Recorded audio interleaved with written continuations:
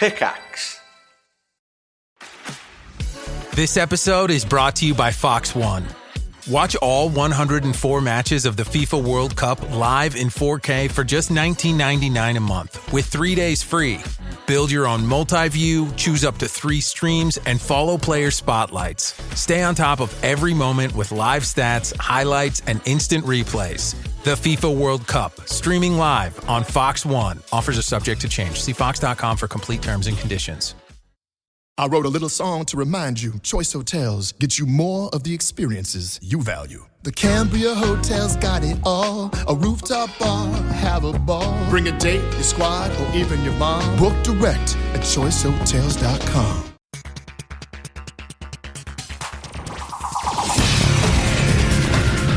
Hey y'all, it's time for Rolling Dice and Taking Names. In this episode, the guys talk about some games that they got to the table with family and friends, including Neuroshima Hex, Grande, Bomb Busters, and Obsession, plus a full review of Lincoln. Also, they're going to list their top 3 Lord of the Rings themed games. Hello and welcome to Rolling Dice and episode...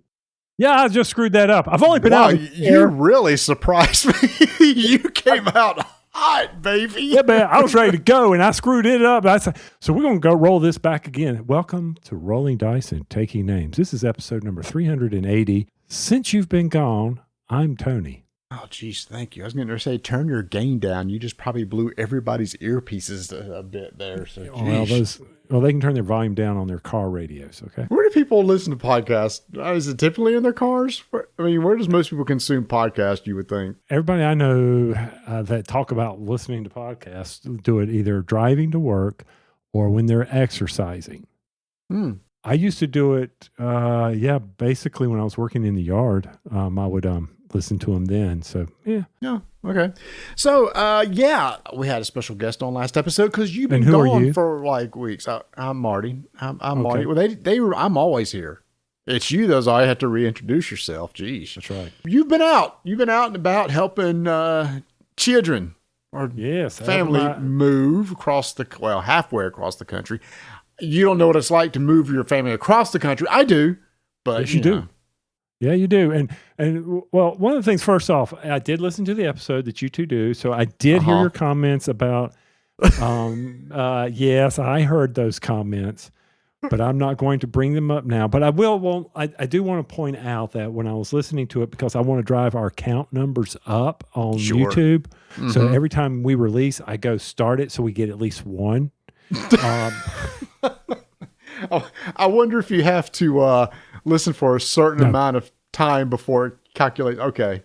No. So everybody go out to YouTube and just listen to 1 second and let it be done. Let it go. I mean, you don't get the money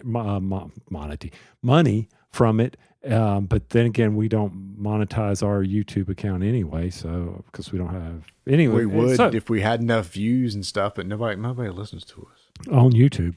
On YouTube, correct, yeah. But yeah, I was like, okay, but I appreciate you posting the link. I had forgotten that video that you and Chaz had done during the pandemic. That was the classic where you were sitting in his yard, double quotes, air quotes, and he was doing his top 10 or his 10 games of the month or something. That was classic, sir. Yeah, you're the idea guy. I mean, I'll let that go. It was funny. I totally forgot how that came to be. That's what happens when you get old. I had totally forgotten about the fact that I just sent him stuff and then he edited it in.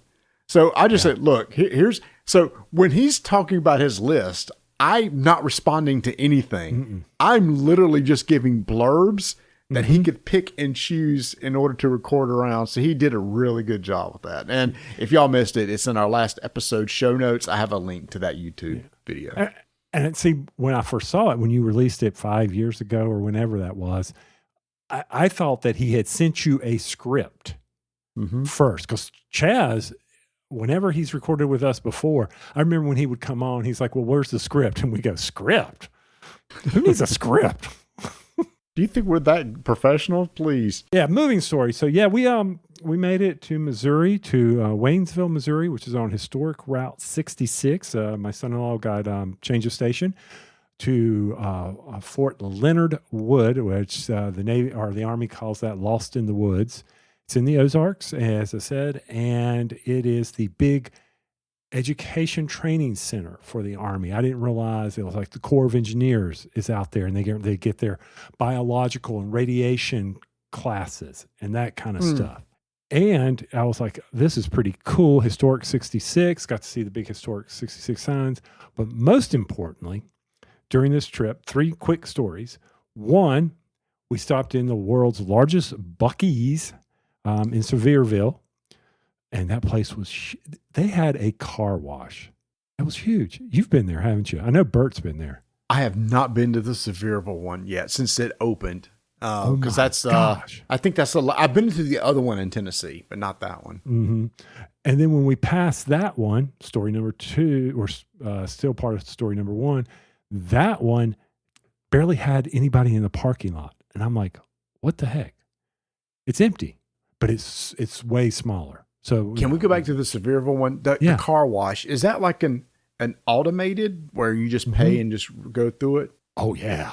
I mean, it was constant people going through there. I don't know how much it costs, but yeah, they had 3 lanes, and you would pay at the gate, and the gate would open up and let one car through, and you would just go right into it, automated. And it was kind of fun because it was open air type on one side of it.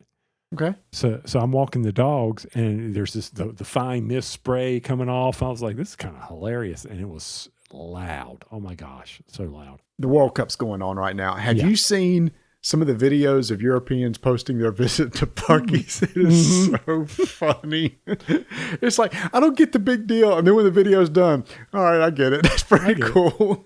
I get it. I see what they're doing here. Story number 2 is on my way back. We flew out of I had to fly out of Springfield because that's about the only airport around there. We stopped at Buc-ee's again. On the way to Springfield. So the place, I was like, good gosh, I've never had so many Buc-ee's in my life, I'm jealous.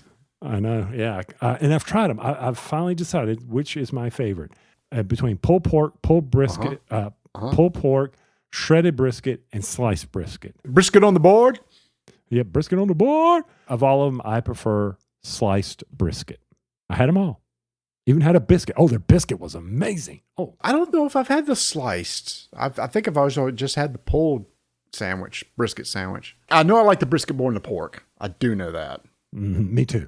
And the biscuit was nice and soft, but it didn't crumble. Have you had a Buc-ee's breakfast biscuit yet? Oh, I have not. Sounds good. It was so good.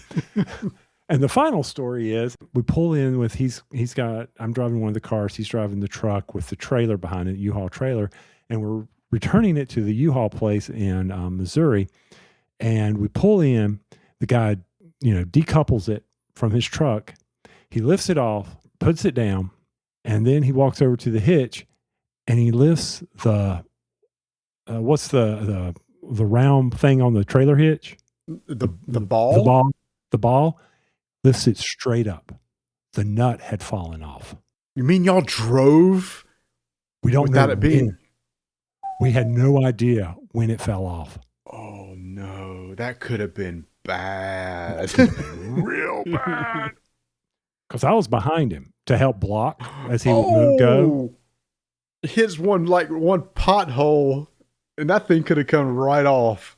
Yeah, and the good news is there was so much weight on it that it kept it down, but we don't know when it happened. And that Missouri good old boy, he didn't have any front teeth. He go, you got lucky, young boy. And I was like, uh-oh. And this was a hitch that he had inherited from my wife's mom. And he goes, damn y'all and all your broken crap giving it to me. I'm like, how did it come off? And it just wore off or something. Or he says, that's on me. So lesson learned, always check before you pull out, right? Always do that. You hit a Taco Bell awning, and we about dropped a trailer in the middle of an interstate. I just don't like messing with U-Hauls. That's why if I ever move, it's like, here, I'm going to save up money. You deal with it. I'm not dealing with it anymore. Okay. Story number 4, when they finally get their stuff delivered by United Van Lines. Yeah. They have all this high value stuff. They mark it for the packing and everything. Yeah. So it's high value. So the guys were going through the yard and they're trying to get out of there as quickly as they can. Sure. And so they're overloading their cart to pull it down. And the guy's going down the hill. One of the boxes falls off, and the people who packed it just maximized the packing to their point. And on the side of that box, it fell over. Monitors. Oh. 2 out of 3 monitors are bad.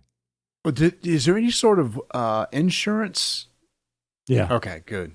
Yeah. They will itemize of all the stuff that got broken over the move.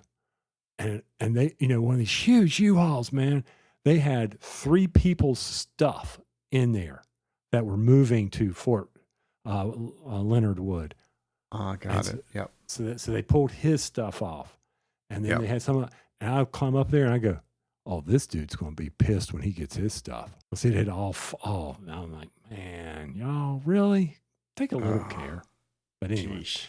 So there you go. What'd you do while I was gone? Yeah, you probably haven't been in the Discord channel a lot, but my goodness, there has been a lot of discussion around AI, especially in board games. And I posted this poll on X, and I don't know if you saw it. So I'm just going to ask you, and you tell me what your answers is, okay?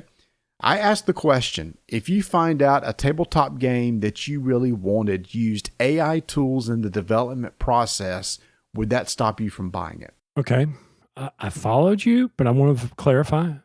So the board game, they're trying to design it, and AI is helping them design it. Is that boiling it down basically for my little mind? Nobody else got it boiled down. If they used AI tools in the development process, would that stop you from buying it? Hell no. Okay. So that seems to be the consensus. It was a small sample size, but about 85% of the people said no, 15% of the people said yes. But yet there is this constant outpouring. It's like, do not support AI. And I'm like, I totally get the AI art. And that seems to be what people are stuck on. But because for the past 2 months at work, we have used it so much, it's like, it does so much more than that. It can project planning, logistics, financing. There's so many little things that it's like your personal little assistant to help you set up stuff. To me, that's using AI tools. And I am 100% okay if that helps streamline a process and keeps your costs down and that comes on to me.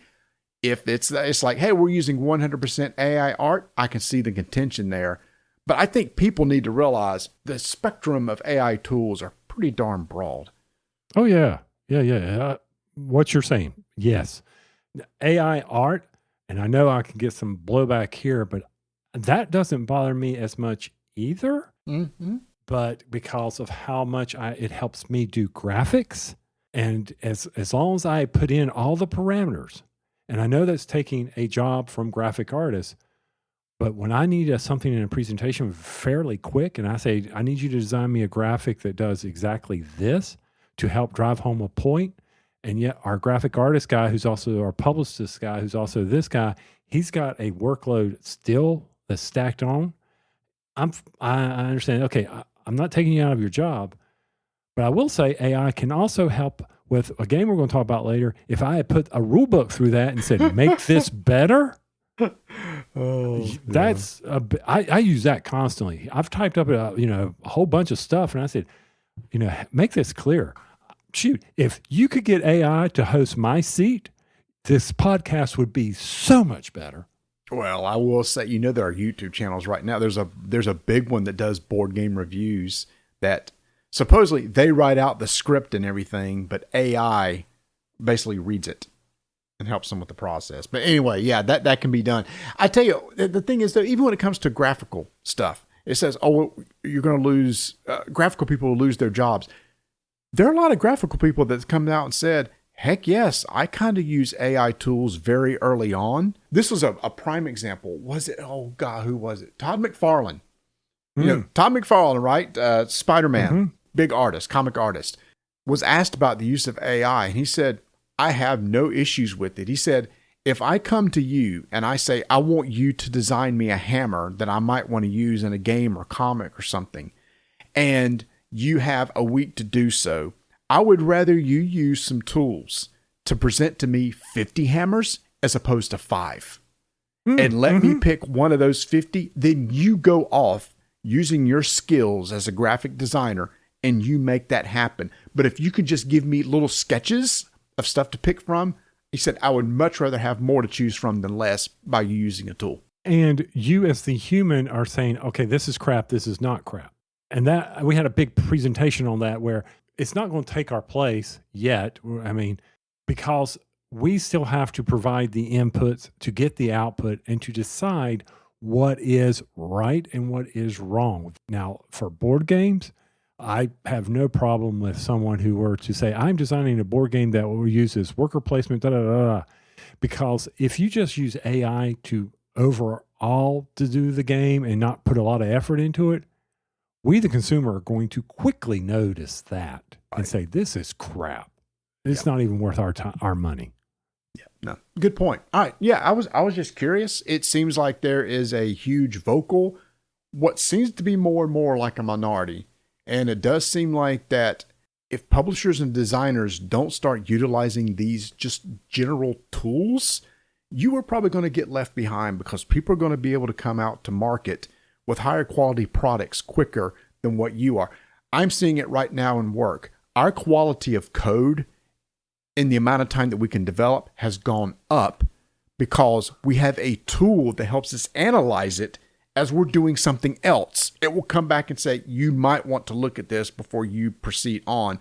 And it just makes everything we have better before a human even reviews it. A human will always review our code, but we may use a tool before we give it to them to help them eliminate little things they, would have normally found anyway and save time. Right. Mm-hmm. Yeah.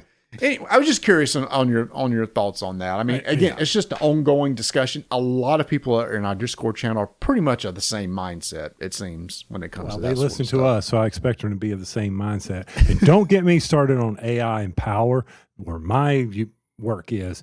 Don't even go there. You'll lose your battle. I can tell you right now, you will lose with me. Gotcha. Yeah. So anyway, thanks to our based common sense audience that's out there. All right, Tony. So for years, I've been wanting to play the game Obsession. While you were gone, I had a chance to play the game Obsession. Remember, this was at our friend Kevin's game day. You and I left before we got a chance to play. Guy in our game group, Mark, loved the game. He was obsessed with it, you might say. He went out and bought a copy of the game, and I got to play it. Whoa. He was obsessed with it. You just said that, right? You've got a new tool with our new software. Hold on. Let me find where that one is. It's this one. Here we go. There we go. Remember, I got a little soundboard over here to use. And now it just takes just pressing a number to do it. So, you can have like annoying things like... Yeah, and that goes on way too long. Anyway, so Obsession. I will say that this is a really clever deck building style game that's also a worker placement.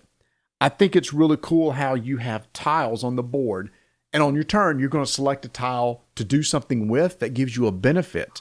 But you have workers, and the idea is you're a family. You're a royal family. You have butlers and footmen and maids, etc. And the action tile that you take will require a certain type of worker to go and perform that action. But that tile also requires cards from your hand that could say, hey, this requires 2 ladies, or this requires a man and a lady. So you spend the worker, the tile gives you a benefit, you play your cards to meet those requirements, but those cards give you benefits, maybe giving you money, maybe leveling up your reputation. And then you can take that money that you've earned, the reputation that you have gotten over time, and go to the market to buy a new tile to add to your building. So your tiles are basically rooms or something of a mansion that you're constantly filling out. And as you earn reputation, the levels go up and you can do some better stuff. The way the game flows is really, really cool. I think it's unique. However, Tony, I don't think it's a game I need to own. Okay. Because there are different ways to get victory points, because you can get more cards into your deck. They have victory points. Tiles have victory points. But the thing that got me was that there are these in-game goals that you have. And these in-game goals are very specific. If you by chance have this tile and this tile in on your board, congrats, you get some bonus victory points. Those tiles may never come up. And we've played games before in the past where the in-game scoring can be just luck. Oh, I'm going to draw a new in-game scoring. Oh, it just so happens I have everything I need. Oh, sweet. There's like a bonus 5 or 6 points. Whereas I'm struggling to go through the tiles that I need to get what I want. That kind of soured me a bit. Everything else I liked about it. I thought it was really cool about the cards and the tiles and the workers. And the workers, once you use them, they go into a queue and they're not usable again for 2 more turns. Okay. So you have to, but you can also earn more workers that you can use. And if you want to, you can just pass. And that, because every time you use a card, it goes to your discard pile. The only way to get it back into your hand is to pass. You get all your cards back to use again in the future. Kind of like Concordia. Okay. Sort of. Anyway, so I think it's a game that you maybe need to experience, but I found out on my own, I don't need to own it. Because at one time I was obsessed. Where is it? Hold on. Okay. I was obsessed with getting a copy of my own because they're kind of hard to get, but I don't need to know. It's the beauty of having someone else own it. You learn real quick when you don't need. I found out I may not need Bomb Busters either. I don't even know what that is. You don't know Bomb Busters? This has been a huge game for like a year and a half. It's won a ton of awards. It's a co-op deduction game. The theme I thought was really cool where you're having to cut wires. Each of us have wires that we're trying to cut and keep the bomb from exploding. Bomb Busters 2020. Didn't we do a VR of this? Okay, there is a VR game, but it's nothing like this. There is a game, like a puzzle game. I can't remember what it's called. But anyway, so in this one, you have a bunch of wires with numbers on them, and you're trying to match one of your number wires with somebody else. So I basically look at you and say, Tony, is that a 6? And you go, oh, that is a 6. You deduce that. Sweet, I have a 6. They match. Done. And you have to get everybody's wires cut without ever accidentally cutting a red wire. So it sounds really cool. There's 60 scenarios. So they get progressively harder over time. You get access to tools where a tool may like you pick 2 wires that you might want to potentially cut. And as long as one of them is right, you're good. If you cut a wire that's red, it explodes. If you cut a wire that doesn't match, you have a timer that goes down by 1. If it ever gets to 0, it explodes. I played this with 2 different groups, and it didn't go over with either group. Now, both groups are more casual, so maybe I need to bring it out to a hardcore gamer group like you guys and see what you think. I paid good money for this game. And it's a Spiel du Jour winner. Yeah, that's what I'm saying. It's won some serious awards. This reminds me of, there's a card deduction game, Fireworks. The Fireworks game? Yeah. I can't remember the name of it. I remember the cover with the fireworks. It was like a Japanese game or something, yeah. That's what it reminds me of when you were talking about it. And that game I really didn't enjoy as much either. Everybody liked it. But once again, what do you like? That's not something for me. I had a copy at one time, but I don't have that game anymore. Yeah, I'm always open to try it. And who knows? It may be a game that scratches that itch. I don't know. I got Charlie Horse. Dang it. Once again, that's 2. Eat your bananas. I had one this morning. Oh, man. Oh, got it. I'm sorry I'm stretching out. What was I going to say? So while you continue to do that. I like the Crew better. Okay, I'm done. You like the Crew better? Yeah, it's a deduction group game like that. Y'all probably can't even hear me. I'm so far back from the mic. Go ahead. What you got to talk about? The Crew's fine. But if you're going to put that in there, then you're going to do the Lord of the Rings trick taking game. I'd rather do that over the Crew. Oh, come on, shake it off. Okay, shut up to me. All right, it's gone. All right, El Grande, one of our favorite games. Who'd you play that with? The game group that's very casual. They loved it. Absolutely loved it. And this is a group that's only played 3 or 4 real hobby games. But I found out early on, they like sticking it to other people. They like player interaction. And this game is such a quick teach, and they picked it up just like that. El Grande is so good. Yeah, Donna, Noah, and Rebecca and my family love that game. They especially love it when they can pick on me. Great game. I'm glad I got it on sale at Miniature Market, and I was like, okay, let's try it. And they all 3 gravitated. I'm like, even Donna was enjoying it. I'm like, I didn't expect her to do that, but we weren't as mean to one another, but it was understanding. You've got to do this in order to get the points. You cannot sit there and be nice, right? Right. What I didn't understand was me and another guy were just getting blown away by two guys, and he kept attacking me. And it's like, do you not understand? I'm going after the other two. You should be going after the other two.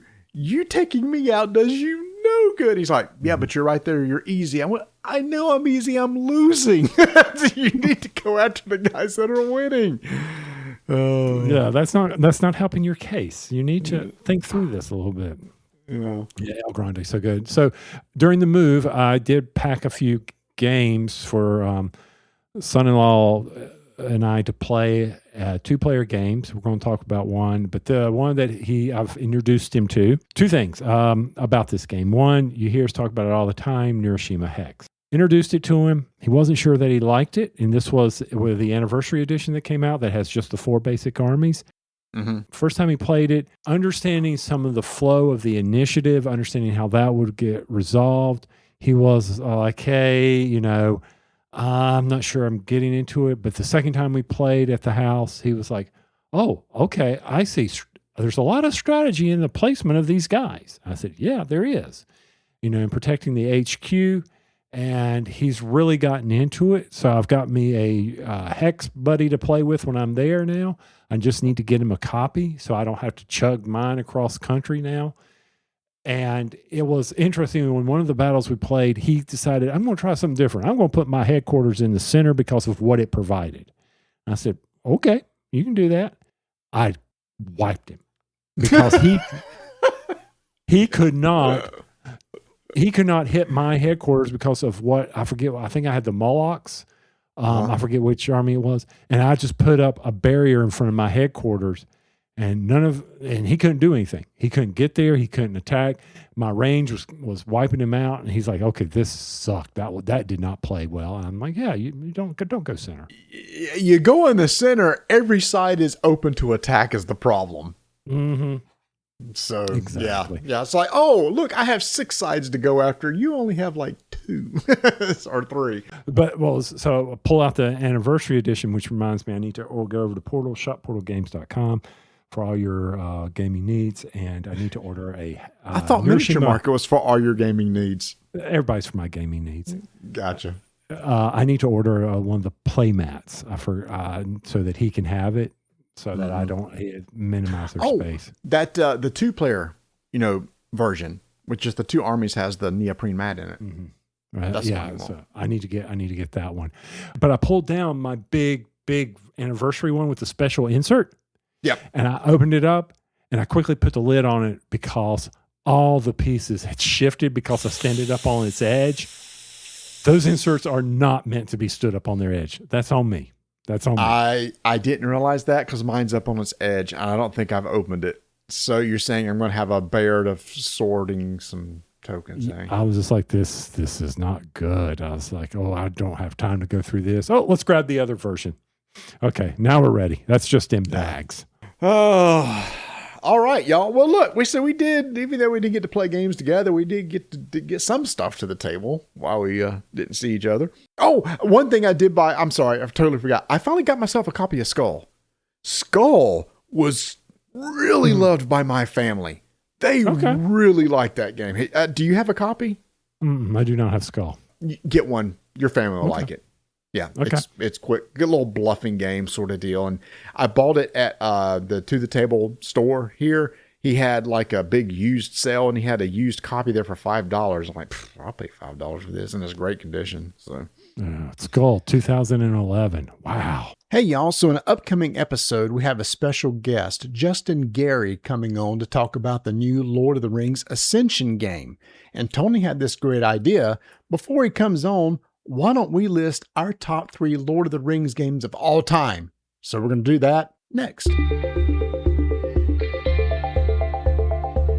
Marty, why does Miniature Market have these incredible opportunities to pick up games with free shipping at $50? If you didn't get this, subscribe to the email. You did not know it came and went.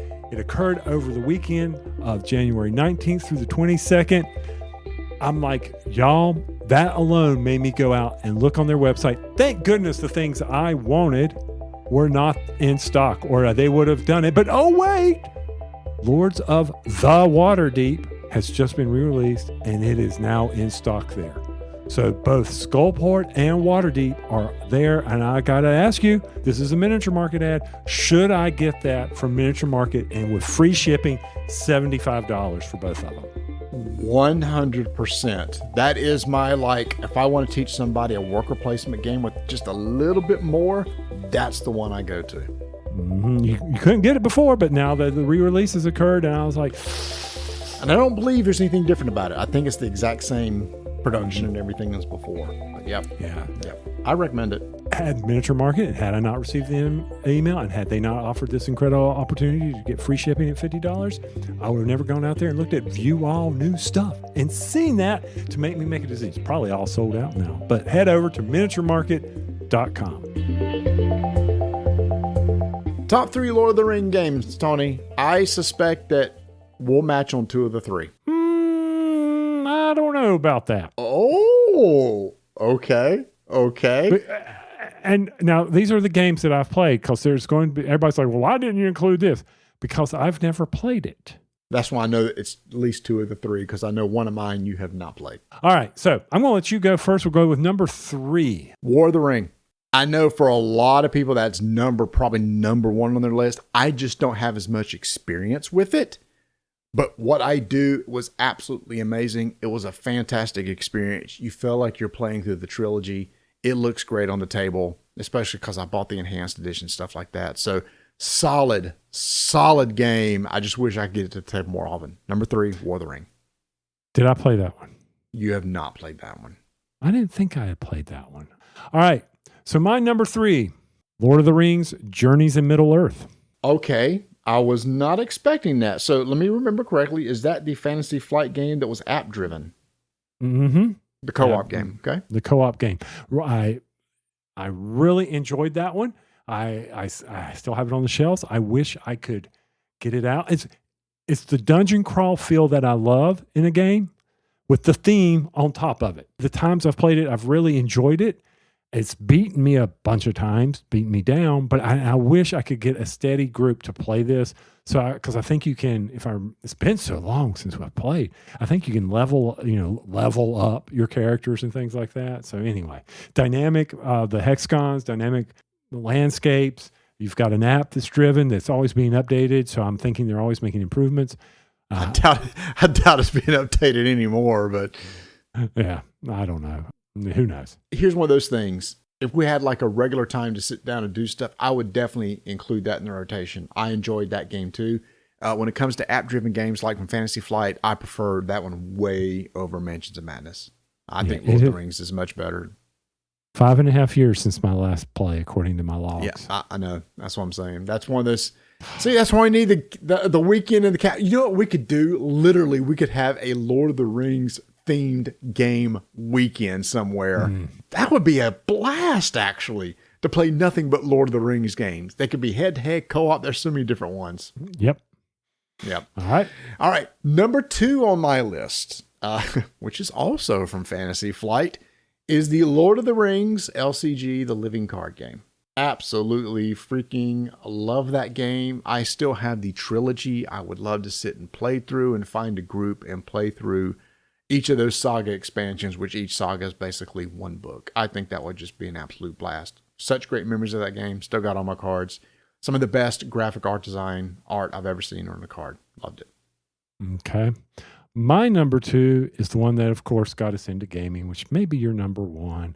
The Lord of the Rings trading card game from Decipher.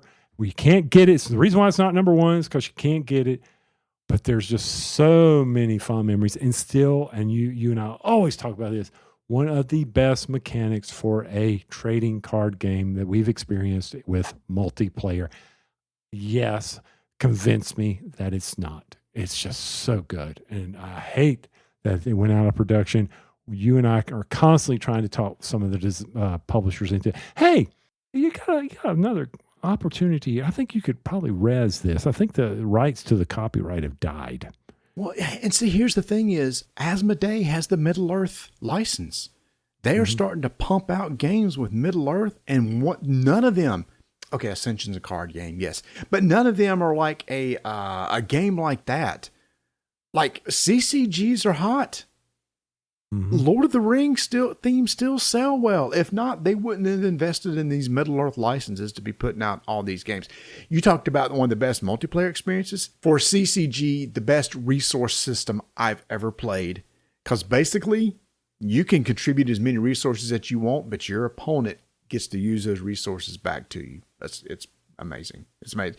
And going to that, I'm very curious to see what your number one is, because my number one is the Lord of the Rings CCG. It got me into gaming. I've actually thought about buying a couple starter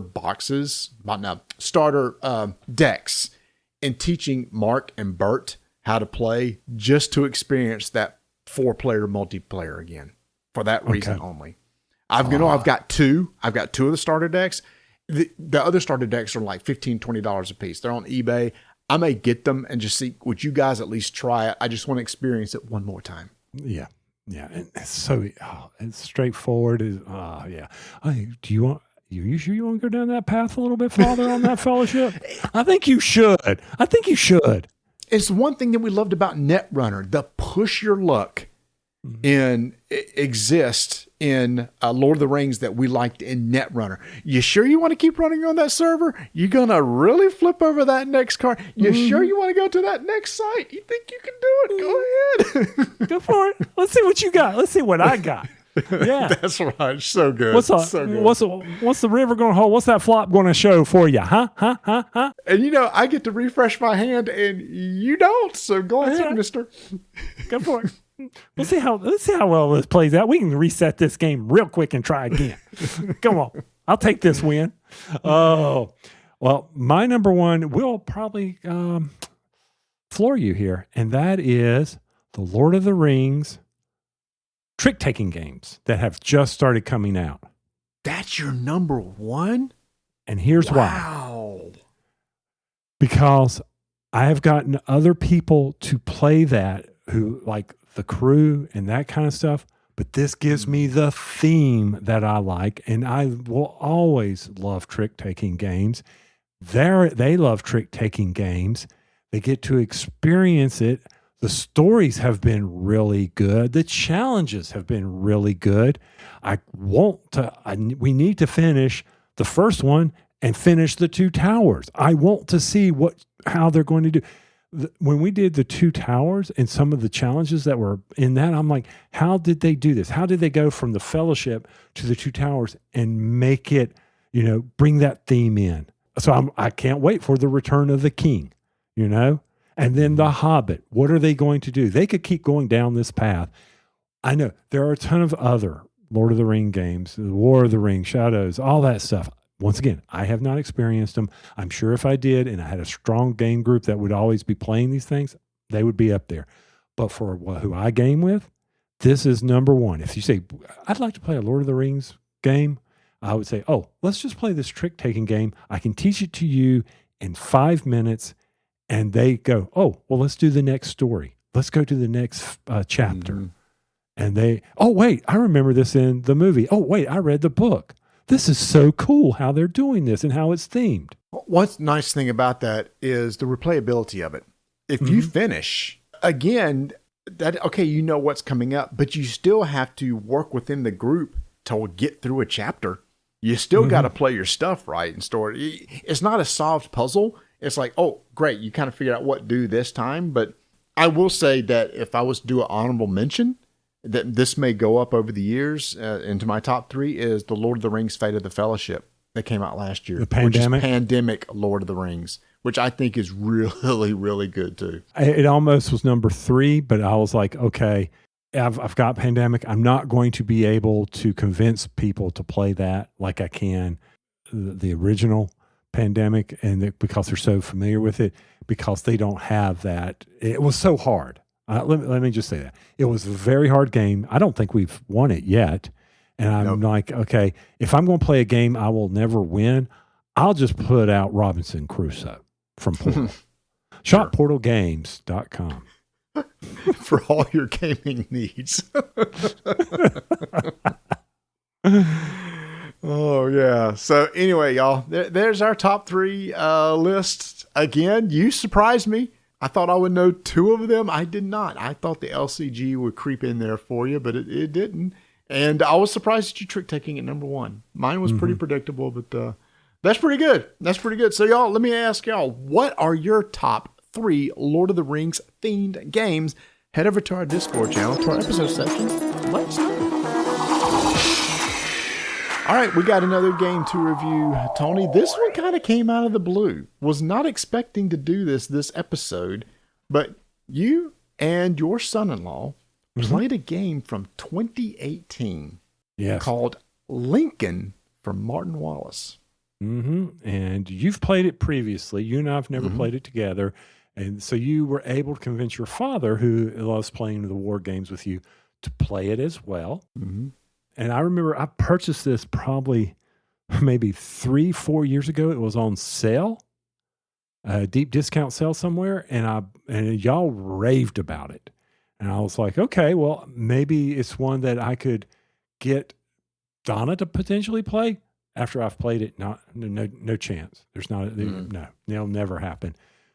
But the whole premise of doing the Civil War, the grand scale of the Civil War, without a whole bunch of army counters and maneuvers and 30-page rule books, and just brought me into the game. So I was very excited to finally get this on the table and teach it to him, because he's liking these lighter strategy games.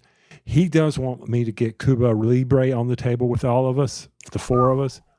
But I'm like, there's no everybody way. buy a copy, play remote. I'm ready. I got mine. I've got mine. Tell him to buy his. We need a 4th, and we'll set up and play a 4-player game. There you go. I could do that. I got to teach him. One thing I will say is Martin Wallace is known for heavy Euro games, brass, etc., stuff like that. So a pure war game from him I thought was really interesting, but it has the Wallace flavor stuff in it, especially with the card play, because this game is strictly played through cards that allow you to do functions such as deploy units to a board, move units. Some of the cards have special abilities. The combat is super straightforward. So the actions you take are very simple, which was what I like about it. But I love that it's so simple that all the gameplay comes in the strategy and the tactics as you play. Yes. Those hard decisions, because, when you deploy units, the stronger the unit, you have to discard cards that you may not want to discard, but you've got to get those units on it. And that is strong strategy. Oh, you use the word discard. Let's clarify what that means. Remove from the game. No, not discard. Oh, well, I'm talking about anything so there's 3 level units, y'all, 1, 2, and 3. If you do a 2 and 3, there's a little icon that says, hey, you can deploy a number 2 with this. That card is removed from the game, in addition to discarding the card to be able to play that card. In the 3 level, you got to discard 2 cards. But yeah, that whole design, I mean, that's straightforward. How am I going to pay for that? Well, you throw that card away and you discard 2 cards. Oh, I can do that. But I won't be able to bring it back after that unit gets destroyed. Hard decision. Hard thing to do. Yeah, I also like, too, is that you start with a basic deck, and then there are 2 other decks, level 1, level 2, that get integrated to your deck after you run out. So you go through your entire deck, take your discard pile, shuffle in like the level 1 and then level 2. What that helps with is, and this is said in the rule book, this game is meant to be where the South has a lot of momentum at the beginning, but that changes over time to where the Union gets stronger and the South gets weaker. So it's that classic of, okay, if I'm strong now, I've got to be as aggressive as I can now because I know it's going to get worse for me. And that's done through these new cards that are added to each side over time. And there's no turtling in this game. No, that's what I love too, because each deck plays the exact same way, but the victory conditions are totally different. Union wants victory points. How do you get victory points? Taking over southern locations. The Confederate cares nothing about victory points. They're just trying to keep you from getting those victory points. So turtling does no good because you got to protect everything on that board. Either side, if the Union can capture Vicksburg and Richmond, they can win the game. Mm-hmm. If the Confederates capture Washington, they can win the game. If the Confederates convince the Europeans to join the battle, which historically was accurate, they'll win the game. And I also like to pressure the victory conditions on the Union when you add those decks back in. That, hey, Union, you've got to have a certain amount of victory points when you add these cards or you lose the game. But I liked also the fact that those victory point conditions were not so, you felt rushed. You felt like you were constantly in pressure. I mean, 2 victory points to add in the first deck, that was nothing. That was easy. Right. And so there was still enough pressure to add a little anxiety, but not where it downplayed the game or degraded the game.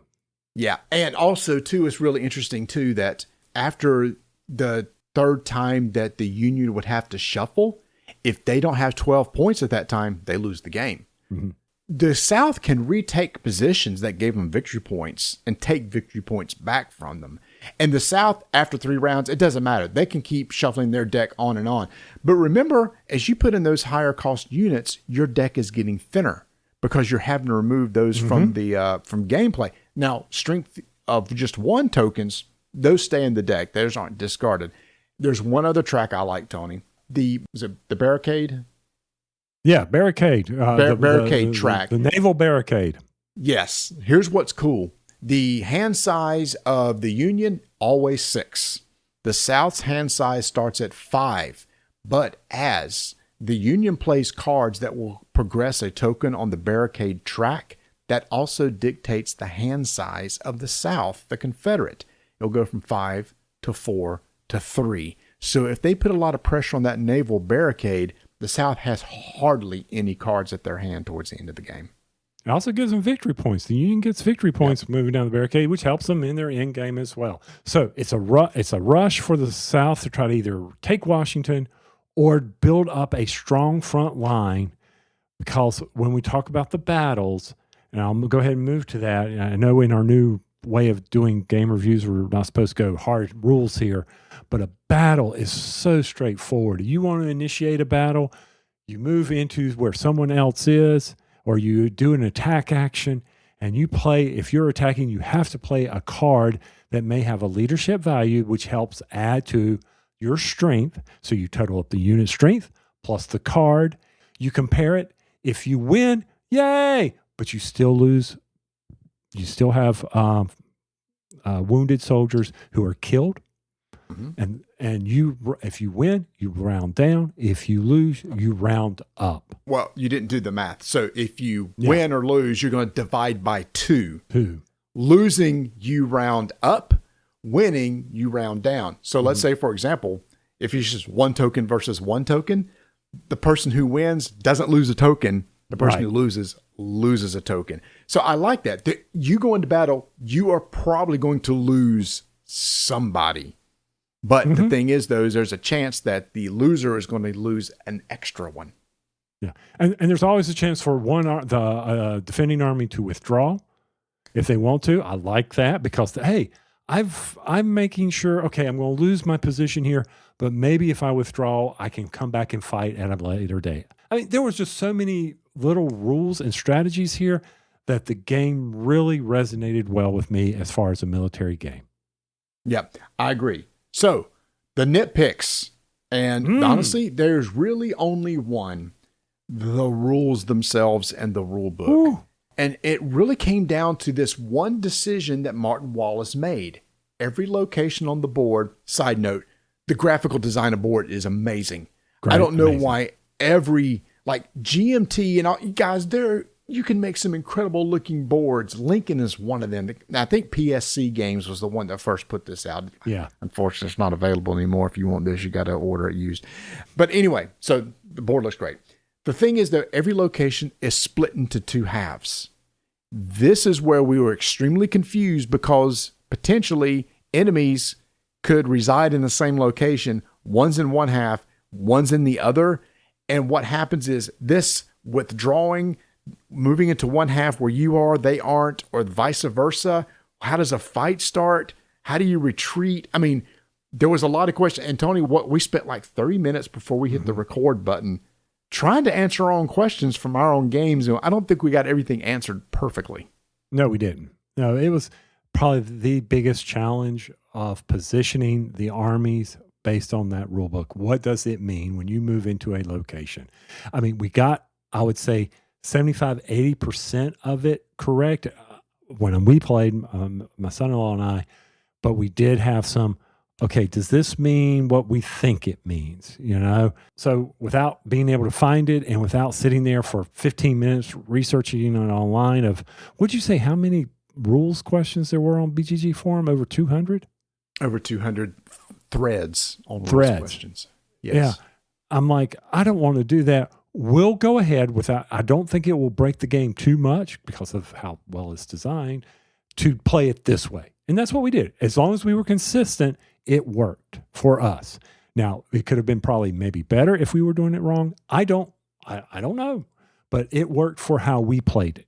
I agree. So let's go ahead and give some scores. I'll start with mine. If I didn't have the mountains of rules questions, I remember the first time I played this game, Mark and I had tons of questions our first game. This game, because it plays in like 90 minutes, the gameplay isn't that hard. You get 2 actions. Mm-hmm. Those actions are typically playing cards, moving, attacking, deploying, passing, discarding. Just 2 actions per turn. The victory conditions are easy to understand. I would give this sucker a 9.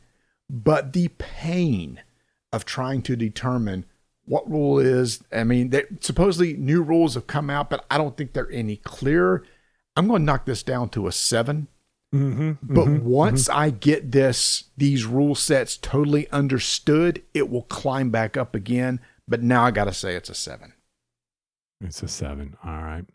So I'm thinking along the same lines as you as far as playing of the Civil War games I've played in the past with, you know, Fort Sumter. I actually have the big GMT Civil War game that I've played, but for everything that I really enjoyed about it, the simplicity of play, like you've brought out, the amount of strategy needed in the positioning of the units and the push your luck with the cards of the resolution of the battle, I'd be right there with you with a 9.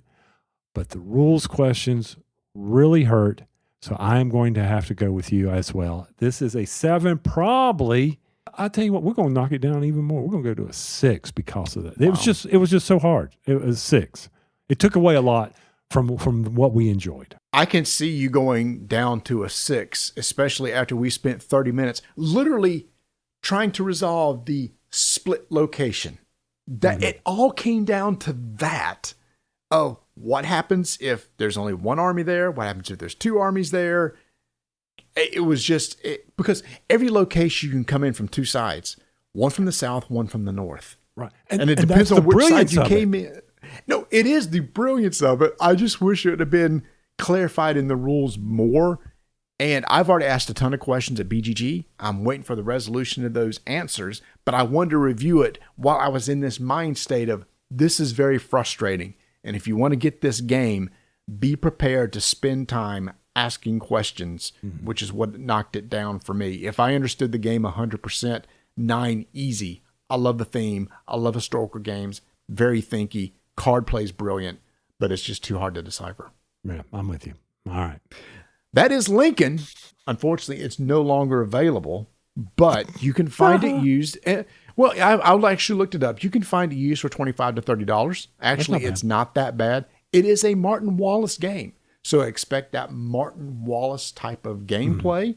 But again, remember, there is a curve of getting through this rule book because the rule book that's with the game itself has been tweaked and updated and modified. Portal Games has their Gen Con release game Abroad up for pre-order right now over at shopportalgames.com. The MSRP on this game is $69.95, but guess what?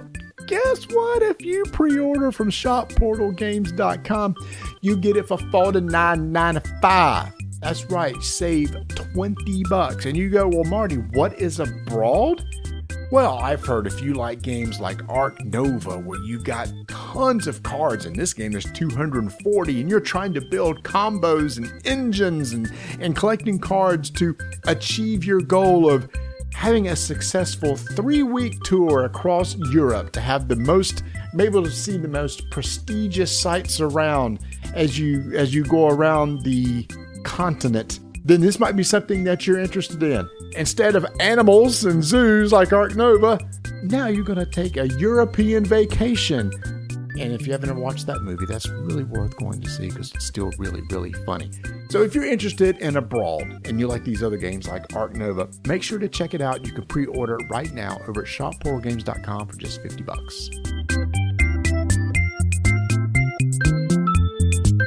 All right, Tony, you were gone, but you probably saw the announcement of Guild Wars 3. Did you not? Oh, yeah.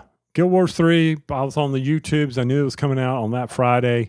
So I was all over the YouTubes, watching the various Twitchers I watch. Were streaming on YouTube and talking about it. And I didn't consume all that content. I like how they were debating, is it going to be, in pre or before it was sunk, yada, yada, yada, all that history. But yes, Guild Wars 3 and then the trailer release, very excited for it. I'm like many people concerned about Guild Wars 2 and the servers and being able to accomplish things there. Because even now with Guild Wars 2, sometimes there are things that you really need more people to accomplish, like the big battles at the end. So when Guild Wars 3, I can just see the server numbers plummet.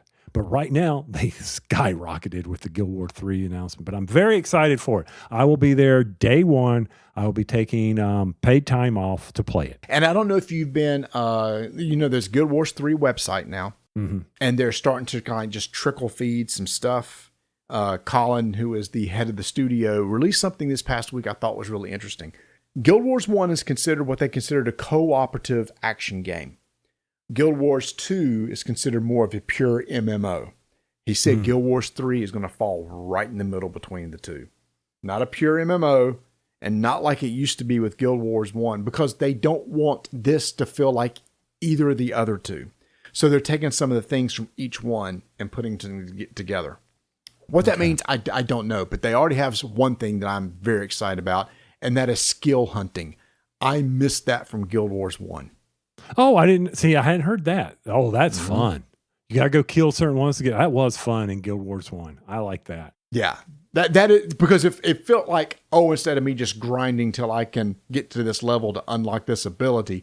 No. You got to go on a quest, kill that thing, then you can get it. It was a cool accomplishment. Yeah. I'll be interested to see what ore looks like. It's going to be gorgeous just because, Guild Wars 2 is still gorgeous. Certain areas of Guild Wars 2, even though it's dated, getting out there, finding those locations, it's like, oh man, I'd forgotten about this. But they reintroduced in one of their recent achievements, you had to go back and accomplish certain things in ore, the desolated land. I can't wait to see those risen, not being risen, the farmers. I just envision all these risen farmers being just regular farmers, with hoes out there, trying to raise some crops. I will be curious on how they do resource collecting. So we'll see how that goes. I mean, there's a lot to be curious about. The art style, I know that it's in an earlier time. It's supposed to be bright and stuff, but I do kind of miss some of I liked the grittiness of the art style in Guild Wars 1 more so than what it was in Guild Wars 2. But there are some, like you said, ore. Ore is a pretty dark, desolate area in Guild Wars 2 that has a totally different feel than like the beautiful Silvari area or something like that. It's all colorful and everything. So I assume they'll do the same sort of thing here. We just happened to see the teaser they showed was very bright and happy and colorful. And you can play the bears. What are they called? I can't remember the bear race. The Kuden? Yeah, I can't remember either. You can't play the salads, but you can play the bears. Salads are gone. Salads are out of here. Well, people wondering, can you play as Char? It's like, I don't think theoretically you should be able to play as Char anymore, but Well, no, yeah, you shouldn't be able to. I mean, you should. That'll be fun to see how they pare it down because there's been a lot of speculation on that. Asora's been around forever. The bears, the Codins have been around forever. That's it. Yep. Have been around forever. Humans always are there. So what race is old, like the Char, but we're not even near the Char, or the Char aren't even going to be near us? There's going to be another race. There's going to be another race.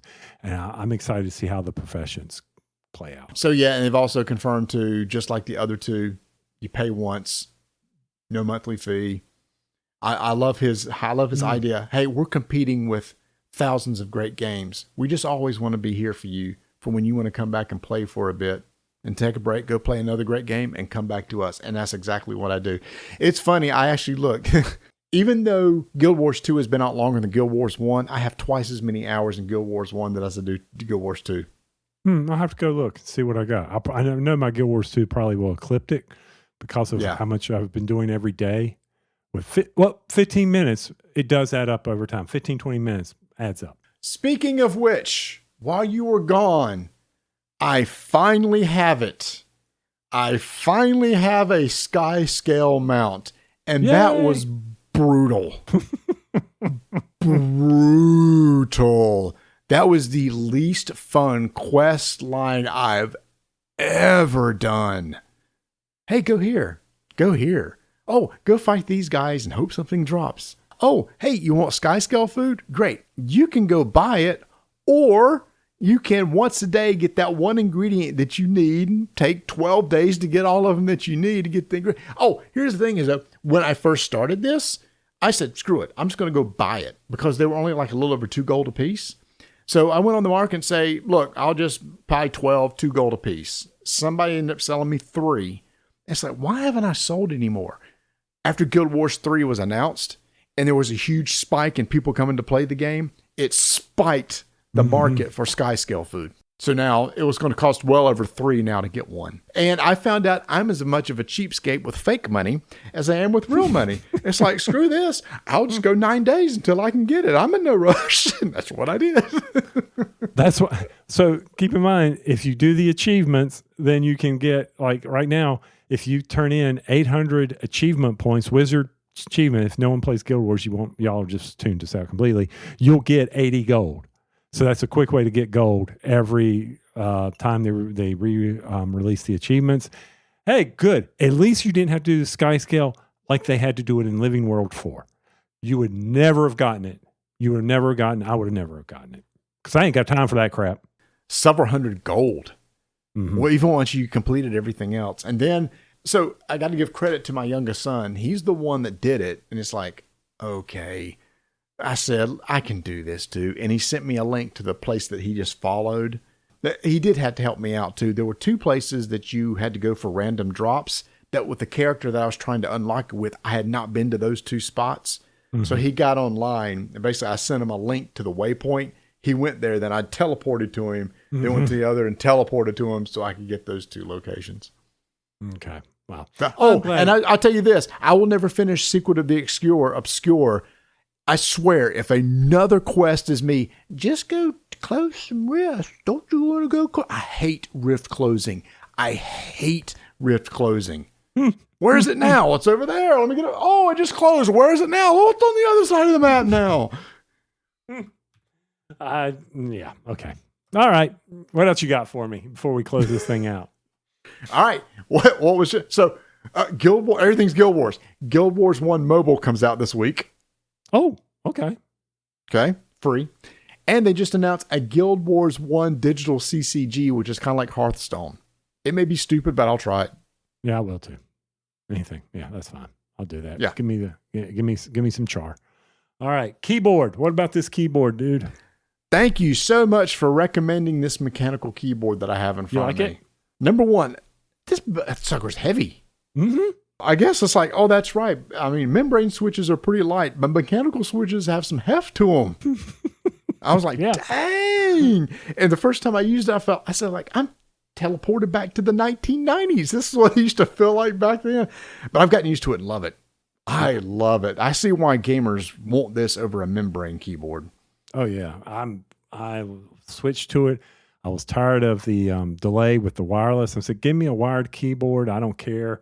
I'm not going to spend a whole lot on that. But I was reading all the reviews and I said, oh, wow, this is pretty sweet. I like this. I like the functions. I like the ability. I can play it in my PlayStation. I can do all this stuff with it. It just sits here and it is so responsive. And I didn't realize how responsive it was, until I swapped between the two. So yeah. And there's a ton of customization you could do. I haven't done anything. Same. But there's a web app where you can do everything. And now the one thing I had a gripe about is it was kind of high and I'm used to a wrist pad. Well, guess what? The company makes wrist pads specifically for this type of keyboard, $15 on Amazon. Oh, I got to order that. Yep. It's by the same manufacturer as the keyboard. So it's the exact same height, exact same width. Okay. Wrist pad at Amazon, $15. Have it tomorrow. Okay. I will put it out there. Well, I'm waiting for Prime Days because I still need to order my monitor. So I've got to do that. So I'm waiting for Prime Days to see what happens. And then a KVM switch. Donna messed up my configuration. Oh my gosh. She needed the docking station's not working. So yeah, I'm like, oh, what are you doing? I'm unplugging things. Stop. And I'm not even at home. And she's like, there's something wrong with my computer. Oh, what am I walking into? Keep rolling dice. Wow, that was abrupt. And taking names.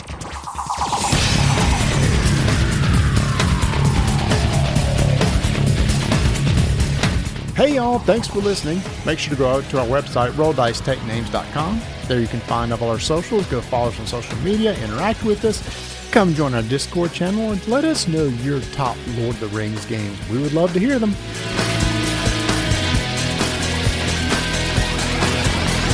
Tony, I had to do this thing for Father's Day at my church where we recorded some dad jokes and you see if you can make the other person laugh. So here, I'm going to give you one of the ones that was used. Here we go.